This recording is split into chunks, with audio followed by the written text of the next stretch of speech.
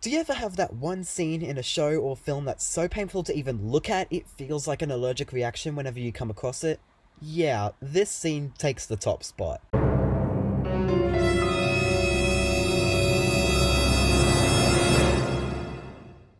I don't feel safe. Bruh.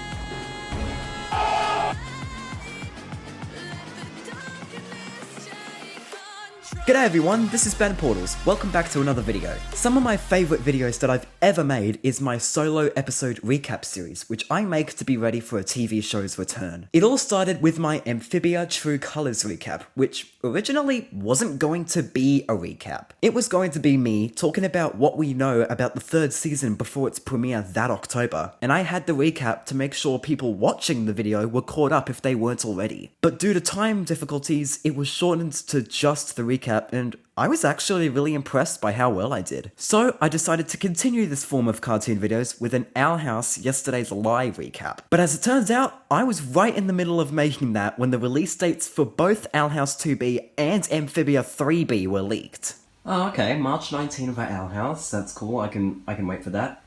And for Amphibia, it's also on March 19th! Well, you know how I do things with show returns on this channel. Even though I made another recap just a few days ago, I'm giving you another one with Amphibia's Froggy Little Christmas. This is going to be a weird recap because this episode, as the title suggests, is a Christmas episode. We are currently in March, and I debated on whether or not to do this video. But the episode is part of the main story, and it's a mid-season finale, so screw the month, let's do this. Before I start though, if you want to see me do more episode recaps in the future, hit that subscribe button and drop a like if you liked it. I'm hoping to reach 1,000 subscribers pretty soon, so please do so. And also ring the bell to be notified on those very recaps. And last, but certainly not least, just like the previous recaps, there will be episode spoilers, as well as the whole show, because it's the latest episode, and if you're not caught up, either leave or proceed with caution. Without further ado, this is Amphibia's Froggy Little Christmas.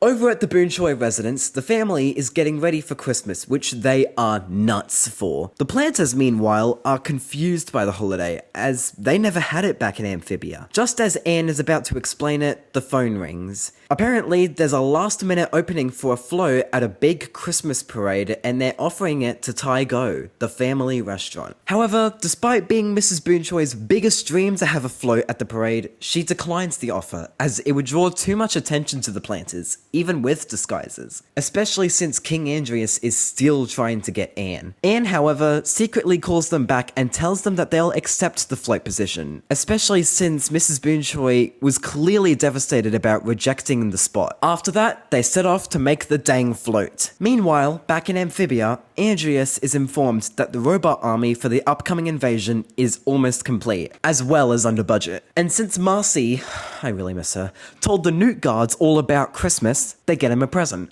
A remote-controlled butterfly drone complete with a VR headset to see through its eyes. Andrius gets the idea to send the drone to human Earth to kill Anne virtually. And I'm not gonna lie, compared to a certain other villain that I'll get to later, Andrius is a pretty cool villain, despite everything he did. Anyways, the group then recruits the IT girls Ali and Jess for anything related to tech under Polly's suggestion. Upon asking about Christmas, which is honestly just their identities being slightly revealed. They could really use some coffee. Sprig starts to put together that he has to get Anne the perfect present, or else Christmas is ruined, which gives him major anxiety.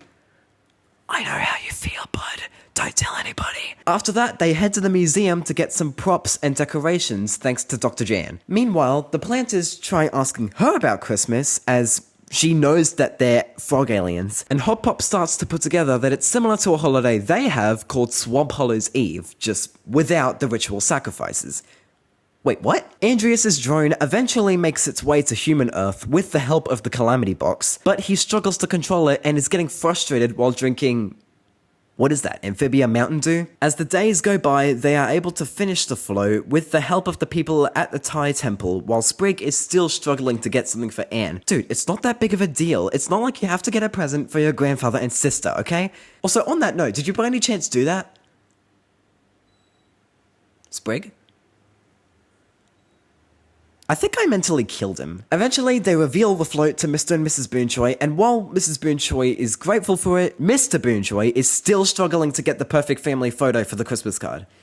It's okay, dude, I have faith. The night of the parade comes, and Mrs. Boonchoi revealed that she wanted this because it was a struggle for her and Mr. Boonchoi to fit in after moving from Bangkok, which Anne understands, considering that it took her a while to fit in Wartwood. But then Andreas, through the drone, finally locates Anne through the float and decides to take over a giant Santa statue to destroy her. Andreas reveals himself to the Boonchois and the Planters, and they quickly try to drive out of there. The gang grab whatever they can and throws them at Santa Andreas to try and take it down, but the drone's abilities allow him to overcome the obstacles that they are giving him. They reach a dead end, and just when all hope seems to be lost for them, they eventually decide to use the Christmas tree like a rocket.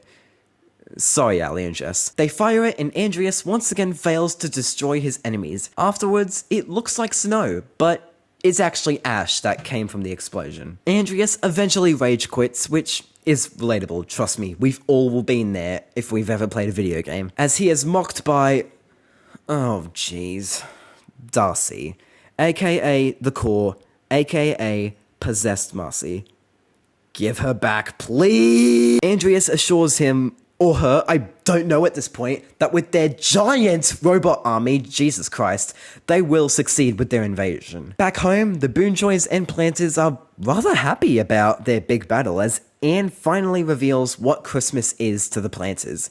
Spending time with the people that mean the most to you, with traditions and presents being a way to express that kind of love. Really, it took me 16 and a half years to finally figure that out?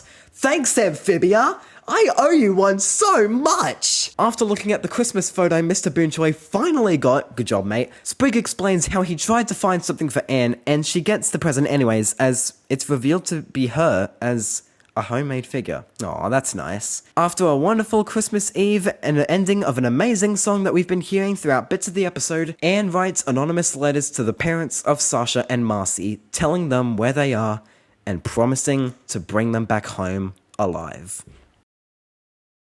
And that was Froggy Little Christmas.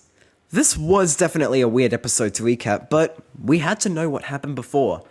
And I have to admit, I am not ready for the rest of the show. Don't get me wrong, I'll watch it like everybody else, but I still need some time to mentally prepare myself. And that is mainly because of Darcy. Trust me, the moment we see her in action, I'm gonna be scared in an instant.